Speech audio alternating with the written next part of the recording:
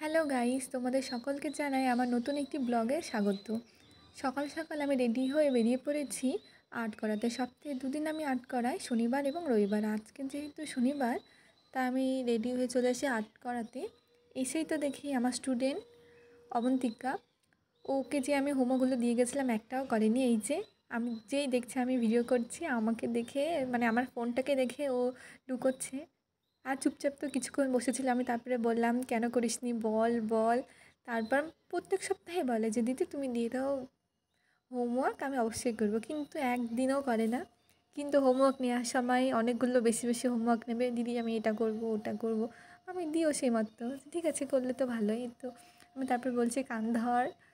তারপর বলছি ঠিক আছে কান ধরলাম, আমি করবো পরের দিন থেকে, দেখা যাক কী হয়। যদি করে অবশ্যই তোমাদের সাথে শেয়ার করব।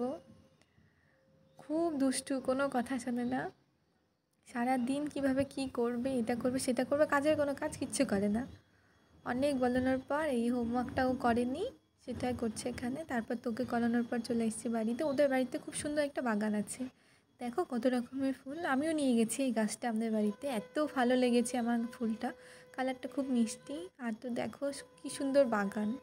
তারপর আর্ট করানো হয়ে গেছে, আমি চলে এসেছি বাড়িতে। বাড়িতে এসে মা রান্না করছিল। মা আজকে উপোস করেছে, আমরা সবাই উপোস করেছি, কিন্তু তারপরে পুজো দেওয়ার পরে যেটা খাবো সেটার জন্যই মা রান্না করছিল। দেখো দিদি এখানে আলু ছিলছে, আর খিচুড়ি হবে, আলুর দম হবে, বাঁধাকপির তরকারি হবে। আলুটা ছিলে দিলাম আমি দিদির সাথে সাথে দুজন মিলে। তারপর মা বাদাম ভেজে দিয়েছে, সেই বাদামটাকেই আমি ভালো করে পরিষ্কার করে দিচ্ছি। দেখো এই তো আমার বাছাও হয়ে গেছে। এখন মা আমাকে দিয়েছে চালতা কাটতে, মা চালতা টক করবে। এই দেখো আমি এভাবে চালতাগুলো পুরো একটা গোটা চালতাকে কেটে নিচ্ছি ছোট ছোট করে। খুব ভালো লাগে আমার চালতা খেতে, এমনিও চালতা খাওয়া যায়, কিন্তু মা বলছে যে খিচুড়ির সাথে কোনো একটা টক না হলে ভালো লাগে না, তাই মা এরকম করে আমাকে চালতা কেটে দিতে বললো, মা ওইখানটায় টক করবে। দেখো অনেকটাই হয়েছে, এখান থেকে মা টকের জন্য আলাদা করে নিয়েছে, তাই কম কম মনে হচ্ছে, কিন্তু অনেকটা হয়েছিল। তারপরে আমার মা কীভাবে স্পেশাল খিচুড়ি রান্না করে সেটাই আজ তোমাদের সাথে শেয়ার করব। মা তেলটাকে গরম করে দিল, তার মধ্যে জিরা, শুকনো লঙ্কা, তারপর হচ্ছে মা গরম মশলা বেটে রেখেছিল, মানে আদা ভাঙা করে রেখেছিল, সেগুলো দিয়ে দিয়েছে।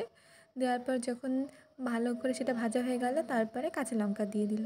কাঁচা লঙ্কাটা যেহেতু তেলে গরম তেলে দেওয়ার সাথে সাথেই ফোটে, তাই কাঁচা লঙ্কাটা বেশি ভাজা হয়ে যাবে। এই টাইমটা খুব তেল ফুটছিল, আমার গায়েও এসে পড়েছে, আমি যেহেতু খুব কাছ থেকে ক্যামেরাটা করছিলাম। তারপরে এখানটায় পরিমাণ মতো লবণ দিয়ে নিল, তোমাদের যেরকম তোমরা যেভাবে স্বাদ মতো দিয়ে থাকো সেভাবেই তোমরা দেবে। আমি আমার স্বাদ মতো মানে আমার মা সেরকমই দিয়েছে, আমরা যেভাবে খাই। তারপর পরিমাণ মতো হলুদ দিয়েছে। হলুদ দেওয়ার পরে ভালো করে মশলাটাকে মিশিয়ে নেবে। দেখো ভালোভাবে মশলাটাকে মিশিয়ে নেবে। মশলাটাকে মিশিয়ে নেওয়ার পরে অবশ্যই তো আদা জিরা বাটা দিতে হবে, সেটাও মা দিয়ে দিল। মা তো পরিমাণ মতো মশলা দিয়ে দিয়েছে, মানে আদা লঙ্কা বাটার যে পেস্টটা, জিরে, সেই পেস্টটা দিয়ে দিয়েছে। দেওয়ার পরে ভালো করে মশলাটাকে ভেজে নেবে, তাছাড়া কাঁচা কাঁচা গন্ধ করবে।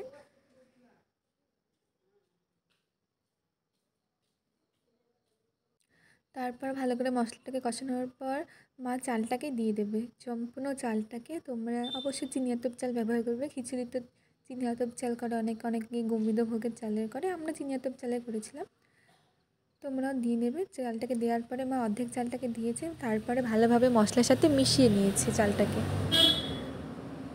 মিশিয়ে নেওয়ার পরে বাকি যে চালটা ছিল সেই চালটাও মা আস্তে আস্তে দিয়ে দিচ্ছে।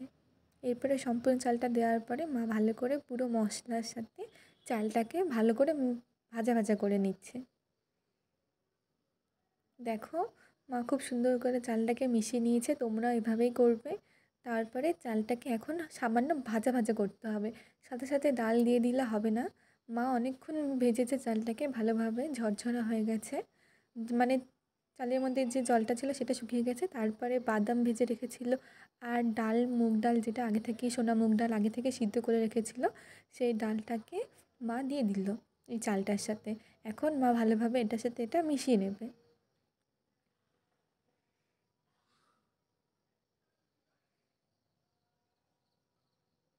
দেখো মা যেভাবে মিশিয়ে নিচ্ছে তোমরাও ঠিক এভাবেই মিশিয়ে নেবে।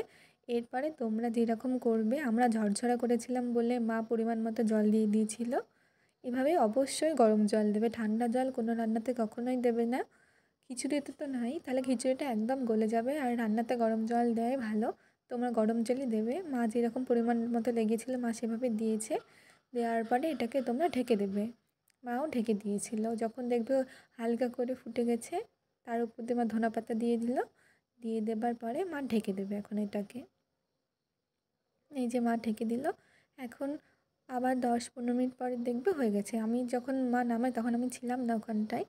এই যে দেখো খুব সুন্দর হয়ে গেছে। তারপরে বলেছিলাম মা উপোস করেছে, এই তো মা এখন পুজো দেবে। আমরা সবাই উপোস করেছিলাম। পাঁচালি টাচালি পড়ার পরে মা ভোগ নিবেদন করছে। মা প্রত্যেক মাসে একটা করে বাড়ির উপোস করে, এবারও সেটাই করেছিল। প্রত্যেক মাসে এইভাবে মা করে একটা করে উপোস।